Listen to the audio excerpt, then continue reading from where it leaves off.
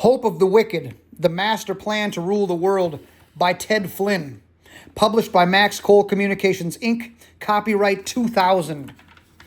For the hope of the wicked is as dust which is blown away with the wind, and as a thin froth which is dispersed by the storm, and a smoke that is scattered abroad by the wind, and as the remembrance of a guest of one day that passeth by.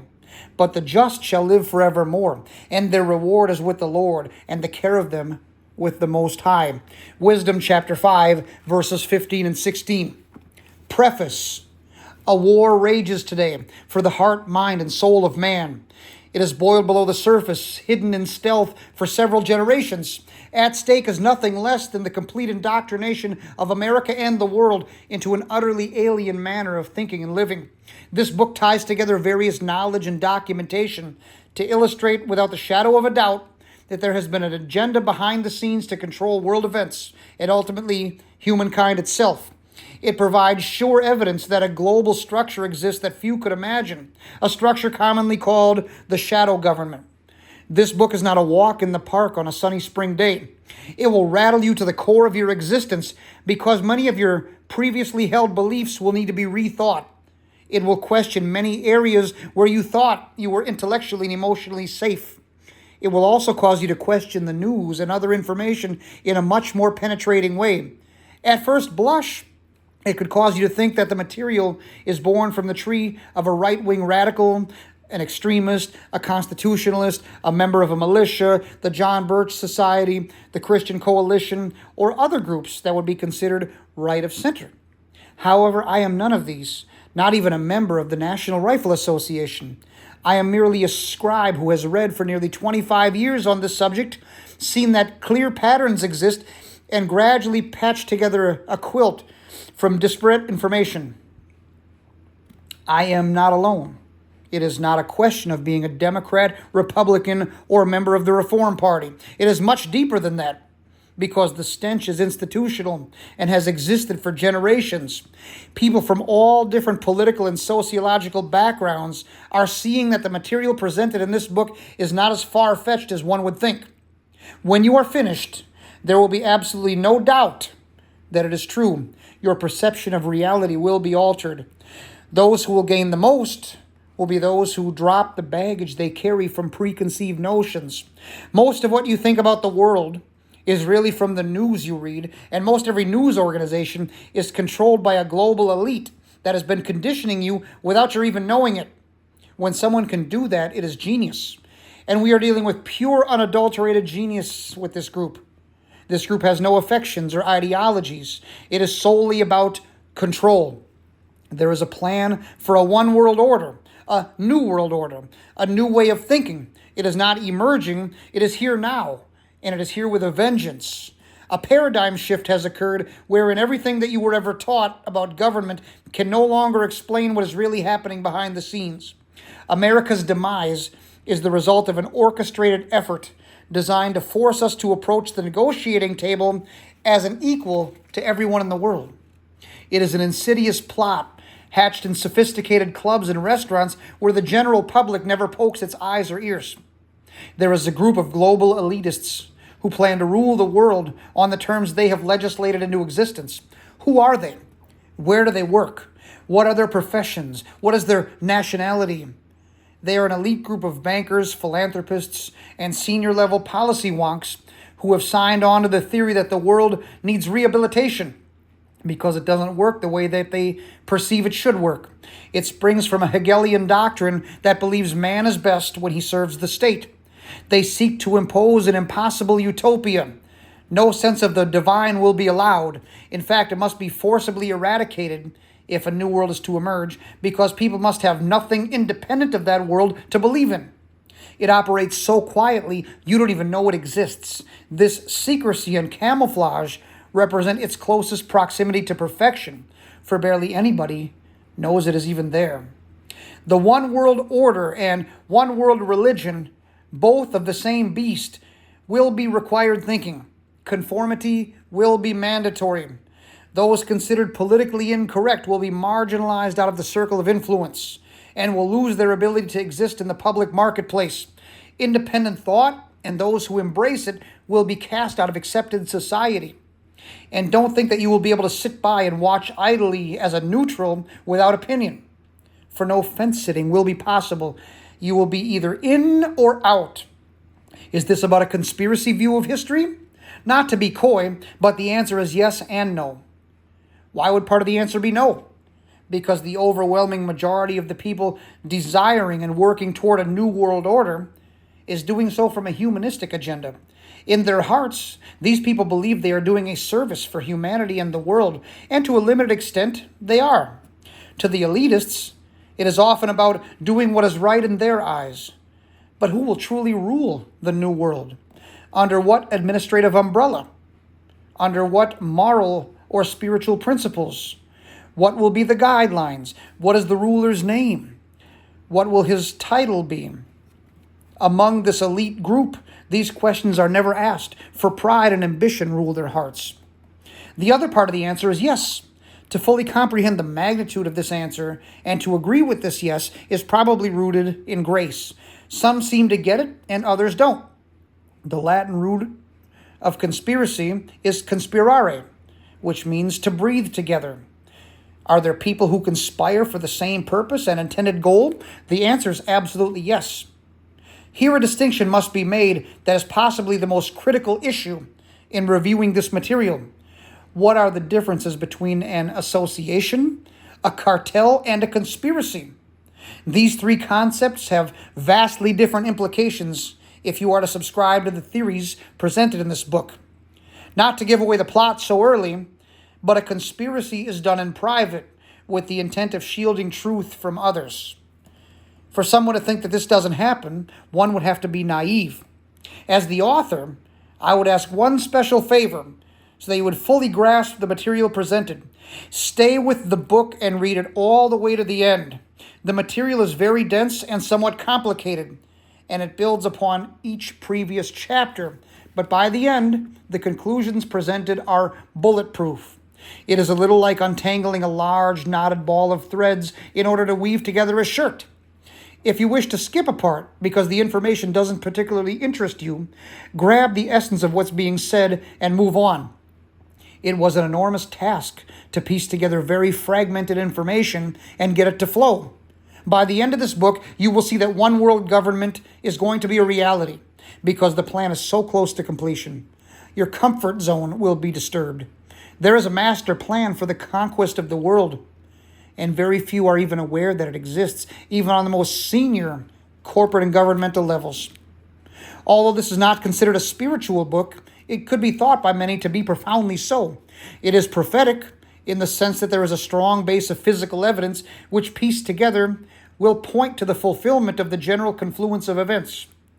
The thinking person would realize that the world is at war, with opposing forces seeking domination and control. Is there a God? Does Satan exist? If you believe the answer is yes to either of these questions, then you could safely assume that there is a battle for control, both physical and spiritual. This is fairly elemental logic, but it requires honesty. In this sense, the book could be thought to be spiritual. However, the material is not presented as such. If you are to see the validity and the strength of the plans of the architects themselves, you will see the plan at first on an intellectual level, and that will then drift into the spiritual because of the implications of the period of history that we are in. Since we are principally a society numb to eternal truths, noise, entertainment, sports, and other distractions cause us to have a difficult time with truth or hard thinking. Such honesty and effort are anathema to our culture, especially in the last generation or two. Creature comforts in their many forms have dulled us to any sense of the virtuous and the righteous. Although any historian will tell you that this has often been the case, as people are the same in history in every generation due to human nature, we are clearly different from previous generations in many ways. For instance, the threat of nuclear devastation that could wipe out civilization for the next 1,000 years is a reality. And that makes us different no matter how you slice it up. This book covers a lot of ground. The role of a master plan originating in Bavaria, Germany, with the help of secret societies, the United Nations agenda on many fronts, the Federal Reserve, which is really owned by private banks, New Age mysticism, philanthropy and foundations, the role of the World Bank, the International Finance Corporation, international banks, transnational corporations, the euro currency, why there is so much movement of the U.S. military around the world, the intentional dumbing down of U.S. education over several generations, environmentalism, the role of treaties like NAFTA and GATT, and the ever-critical issue of eliminating national sovereignty globally in order to have a world without borders. These are only a few of the issues discussed.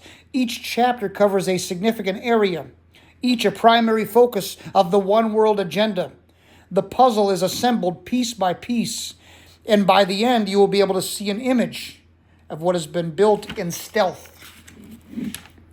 Each piece looks simple and innocuous by itself. It could appear to be merely the convergence of time and circumstances that has built the New World, and to a certain extent this is true, but there are powerful forces and people behind many political and social events, and they are shaping the destiny of the world. These people are the quote-unquote wise men, or the quote-unquote illuminated ones, who desire to govern the world as they see fit. We are talking about premeditated and coordinated plans that are laying waste to America and to the world. One reads this information with a growing sense of futility. Is it a fait accompli? Up and against many past generations of rot from within, can the tide be turned around? Again, the answer is yes and no. It depends on how you view the world. The changes in our midst have been ongoing for many years, but the times of crisis speed the rate of change. One world is now at the dawn of the 21st century.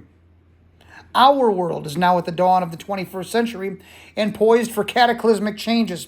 A new era awaits us, which I believe we will see. Soundly interconnected and interdependent, we are joined at the hip in a global economy. A major crisis, planned or by chance, could usher in the new world that has been the goal of the global elite for so long. It is within their grasp, and so little remains, short of divine intervention, that could thwart their victory. It is up to people like you to stop the erosion of rights and freedom. A major ingredient of the remedy to halt this downward slide will be your hunger for knowledge and the truth. To know not just what the battle is for, but what it is against. Most important is your willingness to be involved in lifting off the mask and exposing the hidden and menacing face of the New World Order. As Edmund Burke said, all that is necessary for the triumph of evil is for good men to do nothing. Ted Flynn, April 30th, 2000. It is an act of charity to cry out against the wolf when he is among the sheep. St. Francis de Sales, Introduction to the Devout Life, Part 3, Chapter 29. Toto, I don't think we're in Kansas anymore. Dorothy from The Wizard of Oz. Part 1, the master plan takes shape in stealth. Chapter 1, the chronological history of the New World Order. My kingdom is not of this world. John 18:36. The media virulently ridicule people who adhere to the position that there is some kind of conspiracy pushing us towards a world government. The standard attack maintains that the so-called New World Order is simply the product of turn-of-the-century, right-wing, bigoted, anti-Semitic racists, acting in the tradition of the often denied protocols of the learned elders of Zion, now promulgated by some militias and other right-wing groups. The historical record does not support that position to any large degree, but it has become the mantra of the socialist left and their cronies in the media, a way to discredit someone with a knowledge of history and what is actually happening behind the scenes of government, philanthropy, and business, is to paint the individual as a right-wing radical crackpot. It has been their method to dismiss dialogue. The term New World Order has been used thousands of times in this century by high-placed proponents of federalized world government. For years, leaders in education, industry, the media, and banking have promoted those with the same worldview as theirs. Of course, some might say that the promotion of friends doesn't constitute a conspiracy. That's true in the usual sense.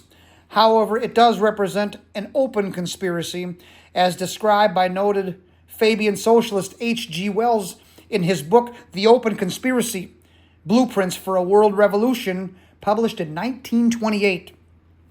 Prior to the passage of the Federal Reserve Act in 1913, President Wilson published his book, The New Freedom, in which he revealed, quote, Since I entered politics, I have chiefly had men's views confided to me privately.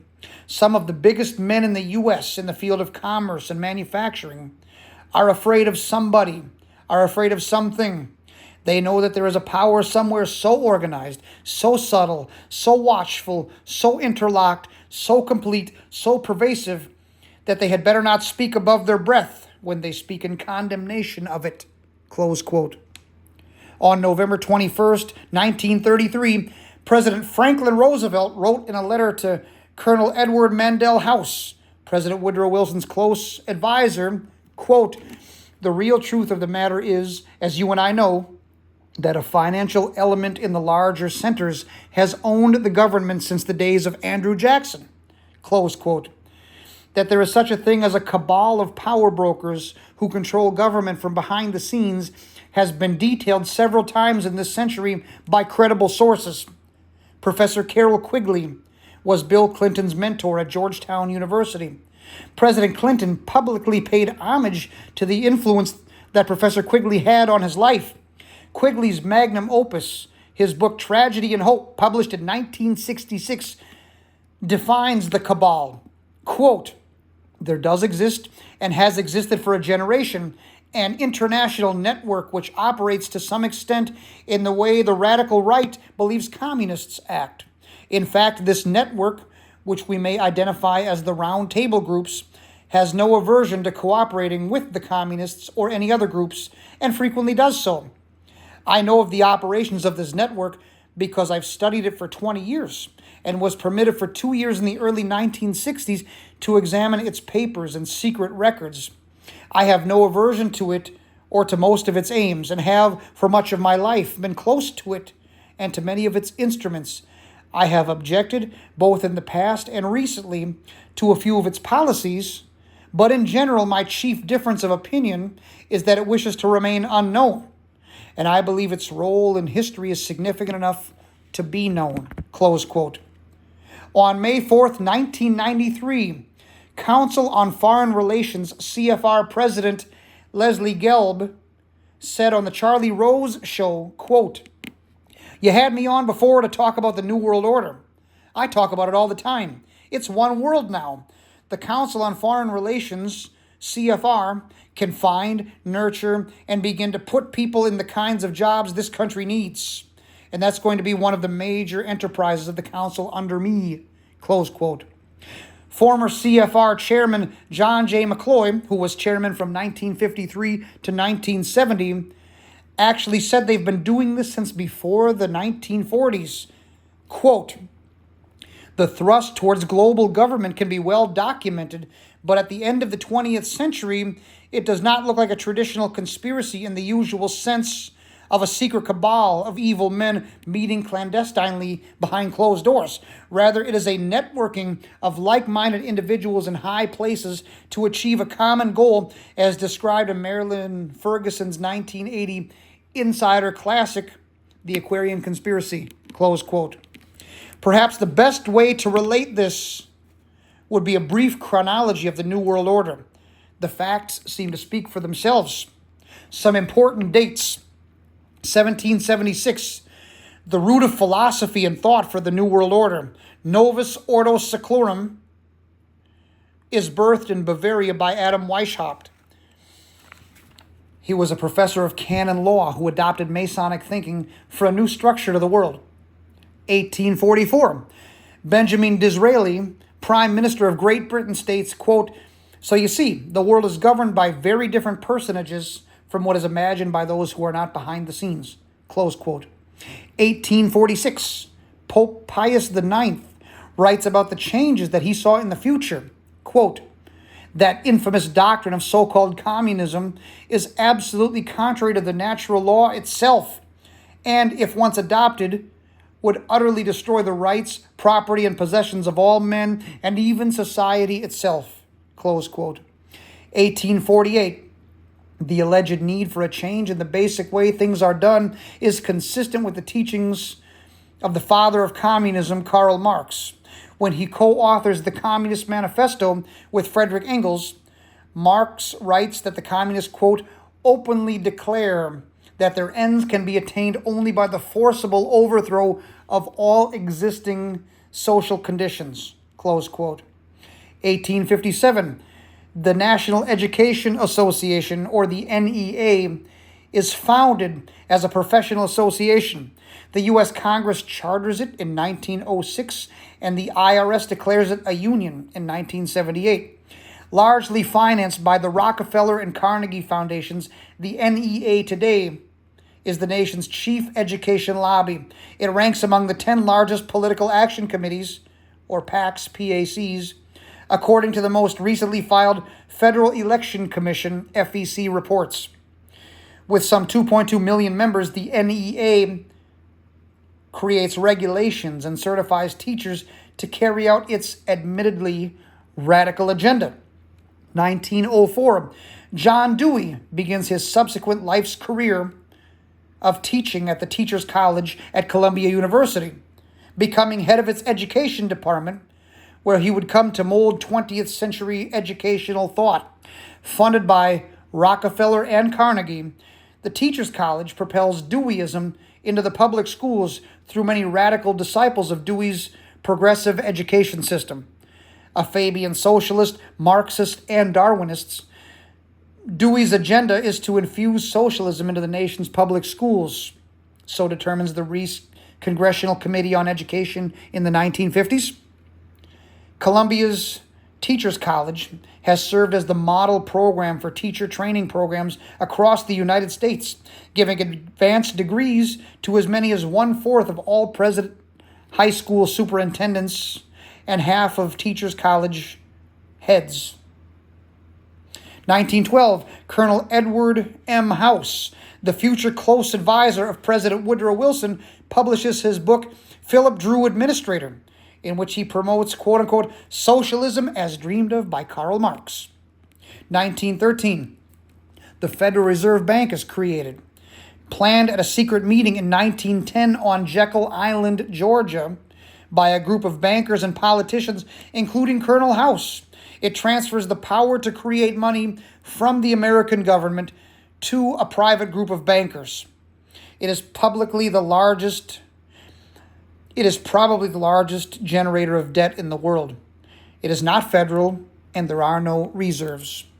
1919, prominent British and American personalities established the Royal Institute of International Affairs in England and the Institute of International Affairs in the U.S. at a meeting arranged by Colonel House and attended by various Fabian socialists, including noted economist John Maynard Keynes. 2 years later, Colonel House reorganizes the Institute of International Affairs into the Council on Foreign Affairs, or the CFR.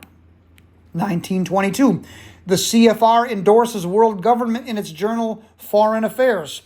Author Philip Kerr states, quote, obviously there's going to be no peace or prosperity for mankind as long as the earth remains divided into 50 or 60 independent states, and until some kind of international system is created. The real problem today is that of the world government, close quote. 1928, the book The Open Conspiracy, Blueprints for a World Revolution by H.G. Wells is published.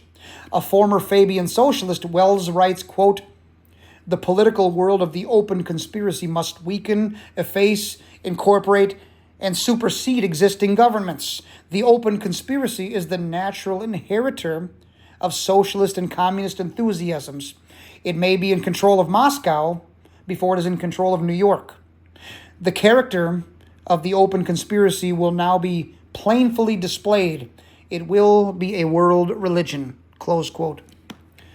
1931, students at the Lenin School of Political Warfare in Moscow are taught, one day we shall start to spread the most theatrical peace movement the world has ever seen. The capitalist countries, stupid and decadent, will fall into the trap offered by the possibility of making new friends. Our day will come in 30 years or so. The bourgeoisie must be lulled into a false sense of security. 1932, new books are published urging world order. The book Towards Soviet America by William Z. Foster, head of the Communist Party USA. Foster indicates that a National Department of Education, or an NEA, would be one of the means used to develop a new socialist society in the United States. The book The New World Order by F.S. Martin describes the League of Nations as the first attempt at a new world order.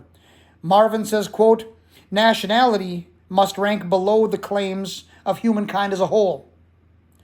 The book Dare the School Build a New Social Order by George Counts, an educator and author, asserts, quote, the teachers should deliberately reach for power and then make the most of their conquest in order to influence the social attitudes, ideals, and behavior of the coming generation.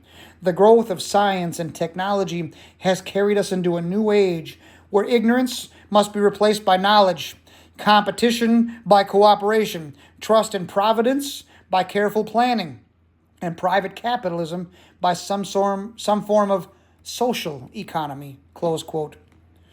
1932, the book Plan for Peace by American Birth Control League founder Margaret Sanger is published.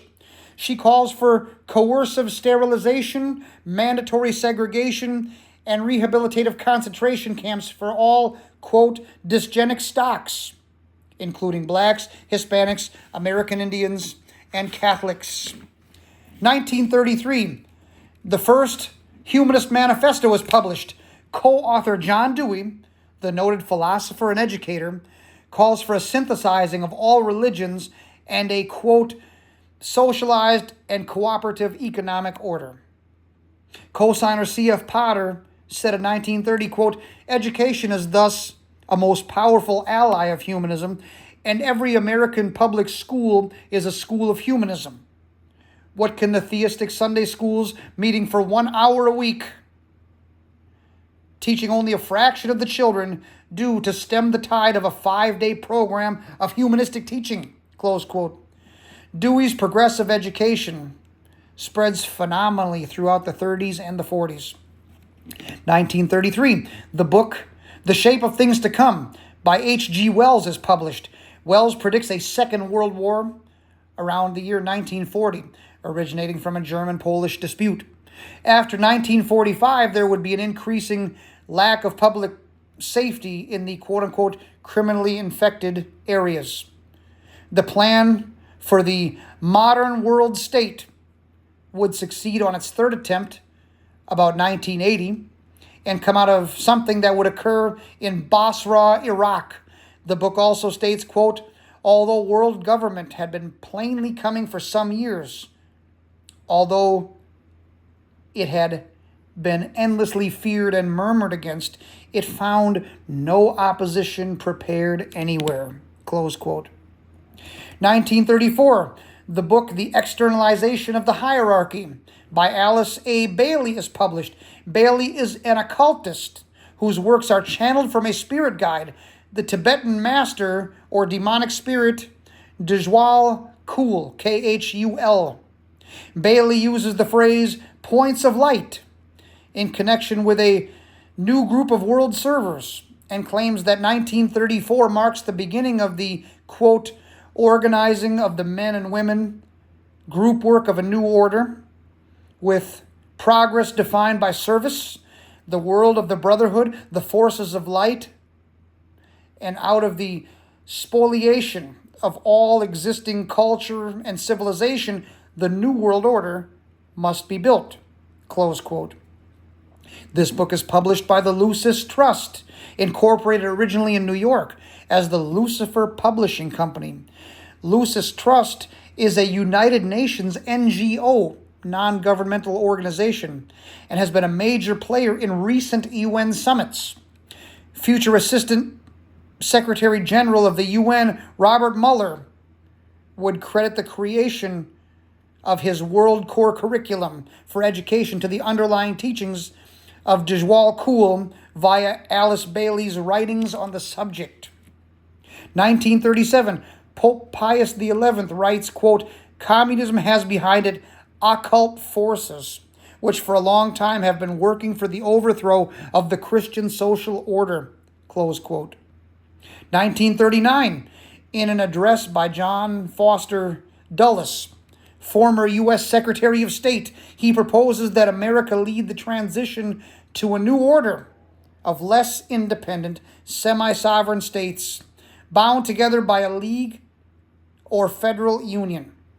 1939, the book New World Order by H.G. Wells proposes a collectivist, quote, one world state, or a quote-unquote New World Order, comprised of quote-unquote socialist democracies. He advocates, quote, universal conscription for service, close quote, and declares that, quote, nationalist individualism is the world's disease, close quote. He continues, quote, the manifest necessity for some collective world control to eliminate warfare, and less generally admitted necessity for a collective control of the economic and biological life of mankind, are aspects of one and the same process, close quote.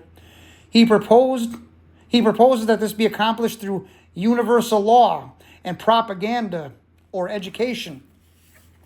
1940, the New World Order is published by the Carnegie Endowment for the International Peace and contains a select list of references on regional and world federation, together with some special plans for world order after the war. 1940, in the Congressional Record, in an article entitled A New World Order, John G. Alexander calls for a world federation. 1942, the Leftist Institute of Pacific Relations publishes the book Post-War Worlds by P.E. Corbett, in which he states, quote, world government is the ultimate aim. It must be recognized that the law of nations takes precedent over national law. The process will have to be assisted by the deletion of the nationalistic material employed in educational textbooks and its replacement by material explaining the benefits of wiser association, close quote. 1945, President Truman endorses world government in a speech saying, quote, it will be just as easy for nations to get along in a republic of the world as it is for us to get along in a republic of the United States, close quote. 1945, the United Nations Charter becomes effective. Also on October 24th, Senator Glenn Taylor, Democrat from Ohio, introduces Senate Resolution 183,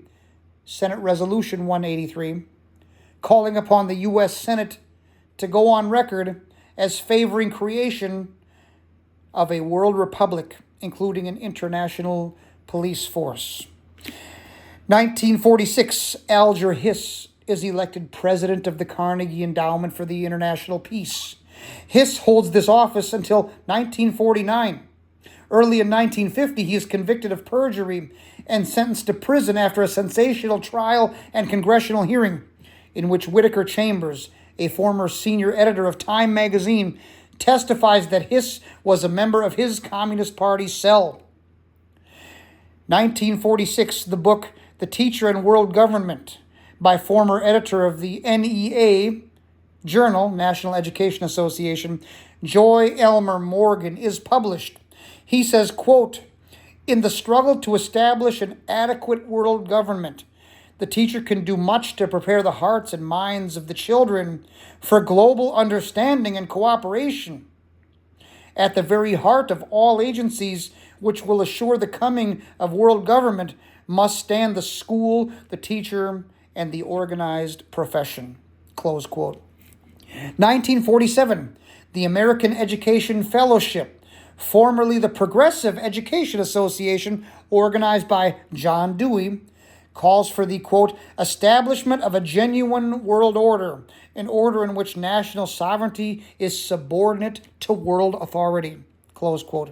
1947, the NEA, the National Education Association, Associate Secretary William Carr writes in the NEA Journal that teachers should, quote, teach about the various proposals that have been made for the strengthening of the United Nations and the establishment of a world citizenship and world government, close quote. 1948, Britain's Sir Harold Butler in the CFR's, Council on Foreign Relations publication Foreign Affairs, sees a new world order taking shape. Quote, how far can the life of nations, which for centuries have thought of themselves as distinct and unique, be merged with the life of other nations? How far are they prepared to sacrifice a part of their sovereignty, without which there can be no effective economic or political union? Out of the prevailing confusion, a new world is taking shape, which may point the way towards the new order.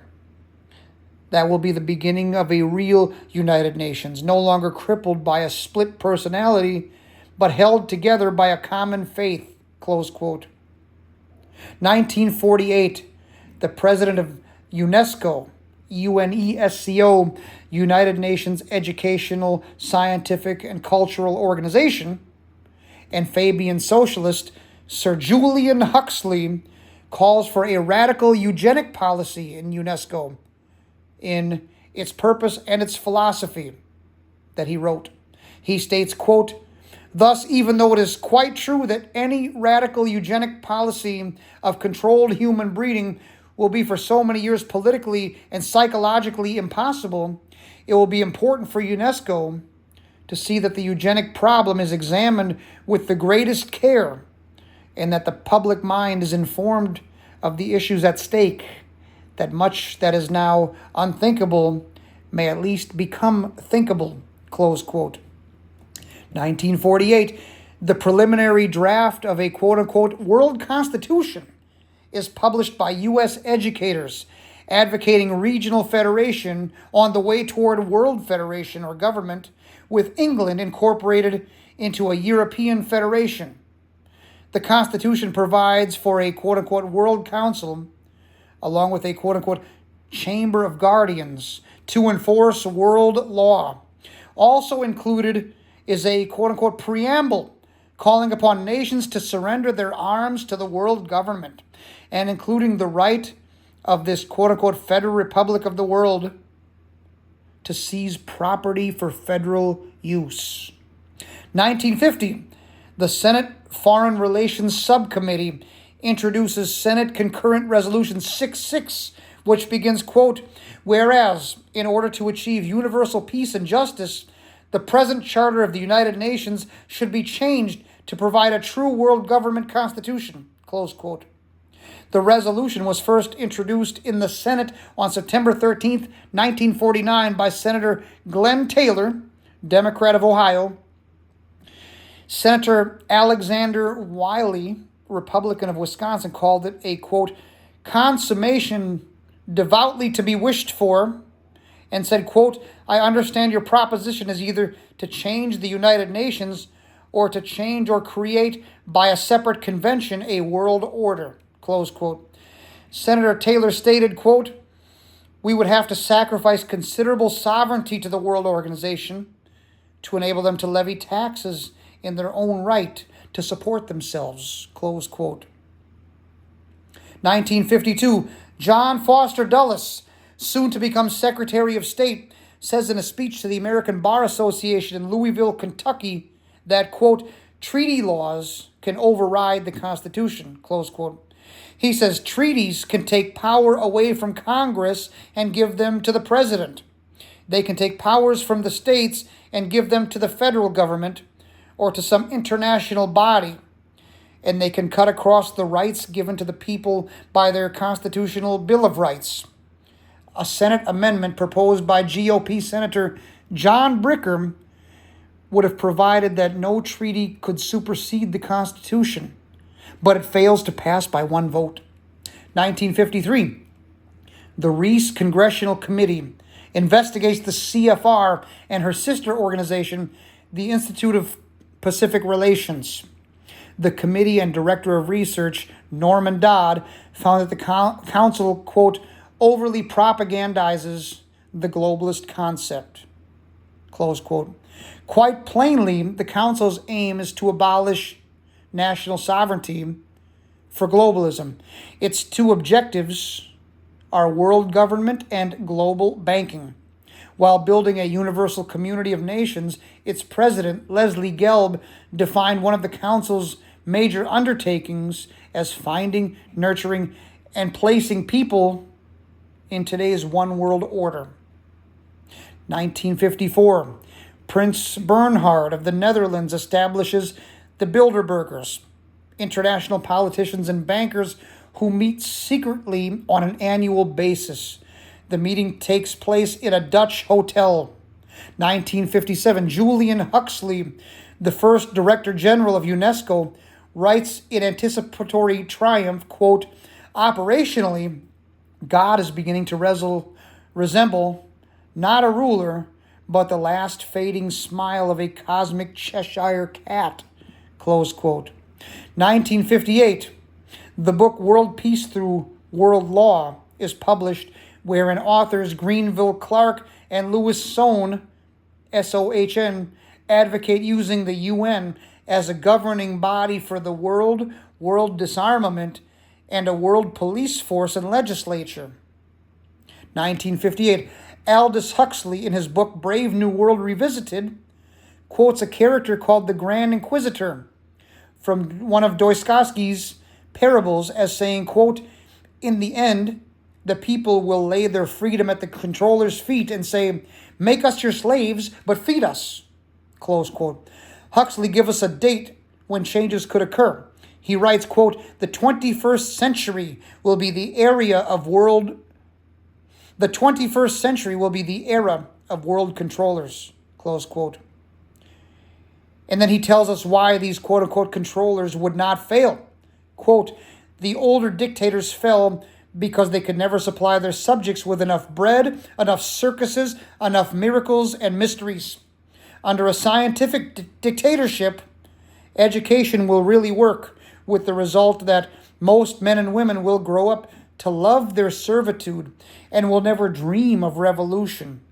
There seems to be no good reason why a thoroughly scientific dictatorship should ever be overthrown," close quote. 1959, the Council on Foreign Relations, the CFR, calls for a new international order. Study number 7, issued on November 25th, 1959, advocates a, quote, "new international order, which must be responsive to world aspirations for peace, for social and economic change, an international order including states labeling themselves as socialist," close quote. 1959, the World Constitution and Parliament Association is founded, which later develops a quote-unquote diagram of world government under the Constitution of the Federation of Earth. 1959, the Mid-Century Challenge to U.S. Foreign Policy is published, sponsored by the Rockefeller Brothers Fund. It explains that the U.S., quote, "cannot escape and indeed should welcome the task which history has imposed on us. This is the task of helping to shape a new world order in all its dimensions, spiritual, economic, political, social," close quote. 1960, President Eisenhower signed Senate Joint Resolution 170, promoting the concept of a federal Atlantic Union. Polster and Atlantic Union Committee Treasurer Elmo Roper later delivers an address titled, quote-unquote, "The goal is government of all the world," in which he states, quote, "For it becomes clear that the first step toward global government cannot be completed until we have advanced on the four fronts: the economic, the military, the political, and the social," close quote. 1961, the U.S. State Department issues a plan to disarm all nations and arm the United Nations. State Department document 7277 is entitled "Freedom from War, the U.S. Program for General and Complete Disarmament in a Peaceful World." It details a 3-page plan to disarm all nations and to arm the UN so that in the final stage, quote, no state would have the military power to challenge the progressively strengthened UN peace force, close quote. 1962, new calls for world federation in a study titled A World Effectively Controlled by the United Nations. CFR member Lincoln Bloomfield states, quote, if the communist dynamic was greatly abated, the West might lose whatever incentive it has for world government, close quote. Additionally, in the book The Future of Federalism by Nelson Rockefeller is published. The one-time governor of New York claims that current events compellingly demand a quote-unquote new world order, as the old order is crumbling and there is a quote-unquote new and free order struggling to be born. Rockefeller states that there is, quote, a fever of nationalism, but the nation state is becoming less and less competent to perform its international political tasks. These are some of the reasons pressing us to lead vigorously toward the true building of a new world order, with voluntary service and our dedicated faith in the brotherhood of all mankind.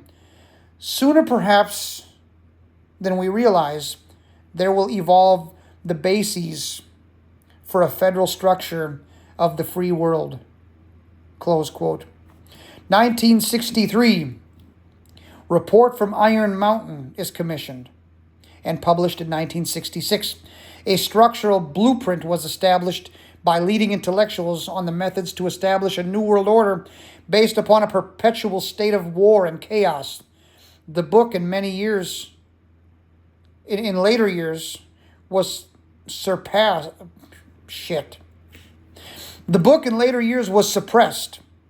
and it was denied that the meetings ever took place. John Kenneth Galbraith of Harvard, who wrote a lot on finance, said he was a participant. 1963, J. William Fulbright, chairman of the Senate Foreign Relations Committee, speaks at a symposium sponsored by the Fund for the Republic, a left-wing project of the Ford Foundation. Quote, the case for government by elites is irrefutable. Government by the people is possible, but highly improbable, close quote. 1964, the book Taxonomy of Educational Objectives, Handbook 2 is published. Author Benjamin Bloom states, quote, a large part of what we call good teaching is the teacher's ability to attain effective objectives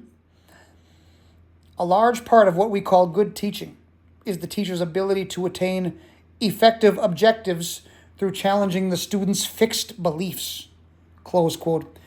His outcome-based education, OBE, method of teaching would first be tried as mastery learning in Chicago schools. After 5 years, Chicago students' test scores had plummeted, causing outrage among parents. OBE would leave a trail of wreckage wherever it would be tried, and under whatever name it would be used. At the same time, it would become critical to globalists for overhauling the education system to promote attitude changes among school students.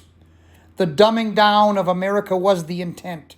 It didn't happen by accident.